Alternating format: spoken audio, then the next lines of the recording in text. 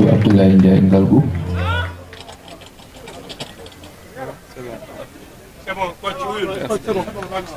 Merci beaucoup, c'était la sœur de Abdoulaye Ndiaye Ngalgou qui faisait ce beau témoignage pour son frère Abdoulaye Ndiaye Ngalgou. Li ñëpp wax rek mooy dëgg. Waa baax. Merci beaucoup. Monsieur le préfet du département de Tivaouane,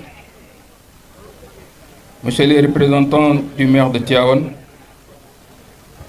monsieur les représentants du khalife général des Tidjanes et des autorités religieuses,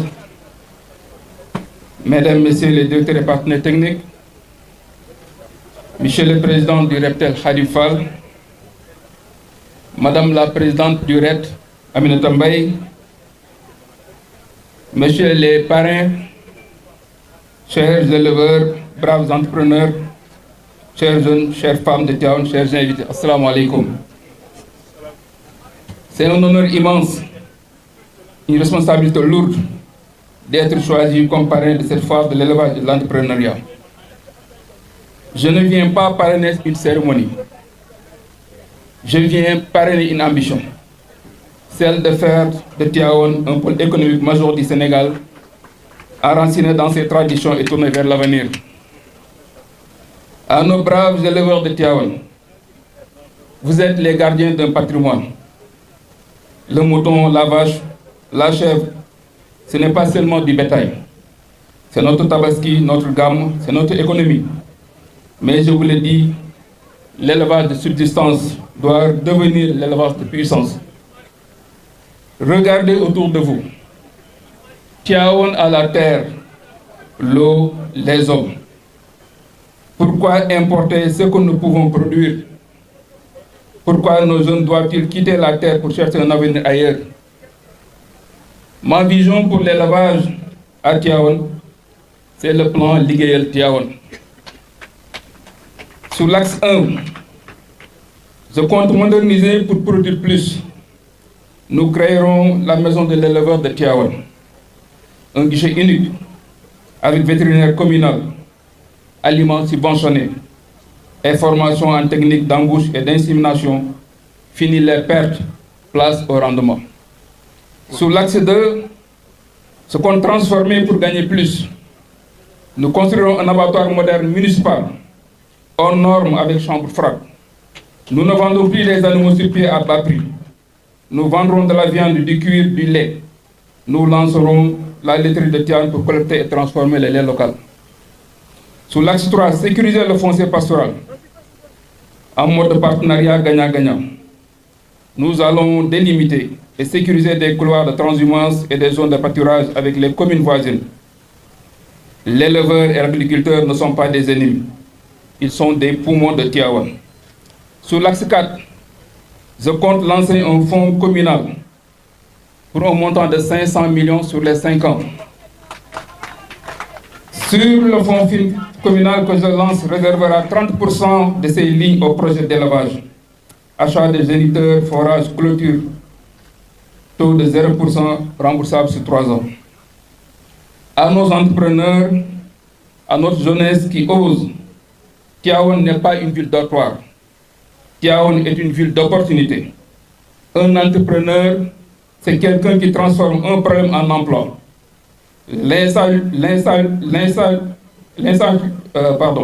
L'insalubrité, une entreprise de recyclage, le manque de transport, une flotte de taxis électriques, le gamou pour une foire internationale. Ma politique pour l'entrepreneuriat, c'est le pacte Jik Tivaouane. Jik Tivaouane, ça veut dire entreprendre. Sur l'axe 1, le guichet unique de l'entrepreneur en 48 heures création d'entreprise. NINEA, accès au foncier dans la zone industrielle artisanale que nous allons bâtir,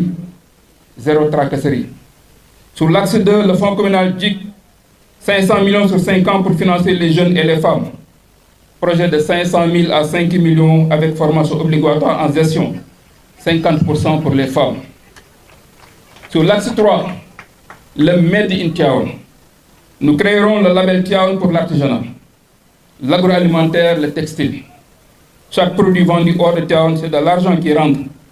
nous organiserons la foire du Gamou comme vitrine internationale de nos entrepreneurs. Sur l'axe 4, connecter Tivaouane au monde avec la maison de la diaspora. Nous allons capter l'investissement des Tivaouanois de Milan, de Paris, de New York. Ils veulent investir ici. Donnons-leur des projets bancables, hôtels municipaux, unités de transformation, taxis électriques. Chers amis, éleveurs et entrepreneuriat, deux faces de la même médaille, la dignité par le travail. Ma vision pour Tivaouane est claire. Faire de notre ville sainte une ville prospère, une ville où le petit-fils du marabout est ingénieur agronome, où la femme qui vend du lait devient chef d'entreprise laitière, où le Jakartaman devient gestionnaire de flotte électrique. Cette foire n'est pas une fin, c'est le point de départ. Je m'engage devant vous. Chaque année, nous ferons le bilan de ces engagements, ici même devant les éleveurs et les entrepreneurs. Tivaouane a la foi. Donnons-lui les moyens. Tivaouane liggéey, Tivaouane jóg, Tivaouane jot. jërëjëf maa ngi nuyu ñëpp di jiital ci nuyoo bi le khalife général des Tidianes Serigne Babacar Sy Mansour di ko ñaanal yàlla bu dal fanam may ko wér di nuyu njabootu moom Seydi Hadji Malick yëpp di leen nuyu di leen ziar di nuyu aussi autorités religieuses yi nekk Tivaouane yëpp di nuyu monsieur le préfet di ko sant ci mission bi nga xam ne tey yàlla dogal na mu accomplir ko fii ci département bi mu def ko liggéey bu rafet liggéey bu jaar yoon yàlla dogal tey mu war a demaat ci benn mission yàlla yóbbu ko Kaolack ñaanal fi mu jëm yàlla na ko suñu borom jiitu ak ay xewal jàppale ko ndax li mu wane fii Tivaouane dal na xel doy na xel donc monsieur le préfet nous vous souhaitons un bon vent yàlla na yàlla gën la jàppale bu baax a baax ñuy nuyu mon frère Khadim Fall le président du recteur di ko sant ci taxawaay bi nga xam ne am na ko Khadim Fall li ma wax démb nee naa c'est une fierté pour waa Tivaouane yëpp ndax garab bu sutante non ku ko sutul mënoo ko may ker te jàpp naa ni depuis bi ñu créé Reptel te sunu frère Assane Ndiaye ma koy nuyu moom ci taxawaayam taxawu Reptel ba xëy tey mu jël Reptel dénku ko Khadim Fall ànd ak ay collaborateurs mais wax naa ko démb fii Khadim réussir nga le pari de l'organisation Khadim innové nga ndax foire yi mel nii defe naa ni et Dakar lañ ko far di gis mais tey boo ne foire de l'élevage Tivaouane dafay dugg ci biir ndax Khadim Fall ndax la vision de Khadim Fall moom mën la wax tey Khadim tu as assuré et tu as rassuré li la mën a waxaat aussi tamit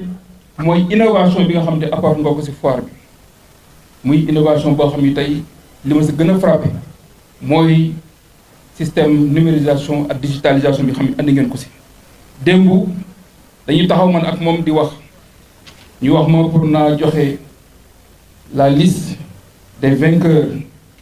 mais fi Khadim toog ak tablette am fii jury bi toog si lañ koy transmettre résultat yi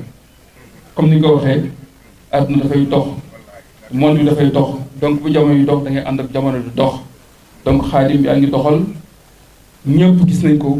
ñu ngi lay sant bu baax a baax di la gërëm sama relation man ak yow dafa weesu affaire foire dafa weesu affaire Reptel ndax si Reptel laa ko xamee ci jënd xar ak yaayi xar laa ko xamee mais tey moom ma leen seetal ni nit ku baax la depuis bi ñu yàlla boolee depuis 3 ans yi xaru tabaski chaque année Khadim Fall moo ma koy jox bu weesoo loolu gàmmu bu jotee mu yónnee ma xar yoo xam ne tey race la boo xam ne def naa ni mooy Dorpeur mu yónnee ma ba daaw dafa ma yónnee benn xar Dorpeur ni ma naa ko rey tabaski jot may rey ba fàtte xar mi ndeke ne xar mi ngi si biir gétt gi bi tabaski gi jàllee ba si gi ci laay doog fàttali xar mi rey ma ko ma ni kon xar mi daa xëy saraxe xam naa moo tax yàlla dogal xar boobu ma jox tey jural na ma yeneen xar sama biir kër ci même race bi donc loolu su la yàlla boole nit ku mel noonu dama koy sant gërëm ko fësal ko ci kanam nit ñëpp su ma participer ci foire bi joxe 10 millions peut-être mën na rëy ci chiffre mais pour man xeet nañ ko ndax li xaaj ndax ci foire bi ku mu ko waxul mënoo ko xam ndax li ma gis mu doxal ko et c'est rare parce que kuy def foire am na ñoo xam dañ ko wut pour xaalis mais Khadim dafa def foire bi ngir am ci victoire ngir bégal éleveurs yi ngir bégal waa Tivaouane ngir bégal Sénégal aussi ndax foire bi day permettre aussi ñi xamante woon xamante ñu daan déggante ñi nga xamante ni ñuy dégg ay race mosu ko gis foire permettre ba ñu leen di gis race bi donc Khadim tey bu réussir organisation bi mel noonu donc dañ lay wax ni Khadim jërëjëf di ñaan suñu partenariat man ak yow man ak Rectel dafay doog a tàmbali mais fi ñu jëm na jàpp ni c'est du partenariat gagnant-gagnant incha allah bis bu ñu yàlla dénkee Tivaouane di ngeen xam ne am ngeen un maire boo xam ni tey dina taxawu askan wi un maire bi nga xam ne vision nekkul foire bi ñu koy defee ci ay bâche mais tabax infrastructure yoo xam ne tey dina permettre ñuy def ay foire di xëcc à l'international ay investisseurs di xëcc ay partenaires yoo xam ne il va investir ci à Tivaouane donc loolu mooy suñu vision pour Tivaouane suñu vision pour Tivaouane waxaat naa ko 10 millions yii ma la jox yàlla dogal na démb ba tey defe naa ni génn nga dégage nga enveloppe de 10 millions jox ko pour concours mâles yi ak femelles yi tey nga yëkkatiwaat 3 millions di prix Golaya gay naa ko muy 13 millions et quelques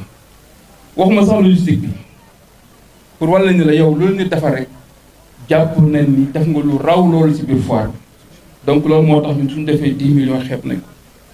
des fois sax nit mën a wax c'est acte bi nga posé c'est pas politique man ko man posé ma acte bu ma def rek def ma ko pour politique mais les actes que je pose mooy li nga xamante ni mooy jëriñ Tivaouane acte yi muy posé mooy bien-être population moo may intéressé du sama sœur bu wax nii léegi di bëri ci image yi mu doon wax léegi ku feebar loolu chaque jour ñu siy gis chaque jour ñu siy gis te ñu niy dimbali wala ñu niy faj mosuñu leen gis ñun ce que nous voulons être maire boo xam ne dafay jege population bi tey jii c'est bien beau ngeen ay partenaires techniques et partenaires financiers mais votre partenaire premier moo war a nekk la mairie donc man jàppal ni incha allah bis bu ñu yàlla dimbalee danañu àndi liggéey pour doxal Tivaouane jëmale commune bi ci li nga xam moom lañuy xaar beneen bi aussi mooy may sant Aminata Mbaye la présidente du REC Aminata di xale bu am jom xale bu am fulla xale bu am fayda xale boo xam ni tey pour man gis-gisam sax dafa kawe dafa ma toog lu yàggul daaw mu woowu no président dafa am foire bu may dem à Dubaï mu nekk une fierté ndax defe naa ne soo duggee ci box yi stand yi dama ni lii Tivaouane am ci potentiel moo nuñ ko exploiter parce que man sama vision toujours mooy ñëwuma pour yaakaar ci budget bi fi nekk pour développer Tivaouane mais sama gis-gis mooy ñëw créer des conditions yoo xam dina am ay recettes additionnelles yu mën a commune bi te loolu mën ñu ko def génn ci les entrepreneurs donc Aminata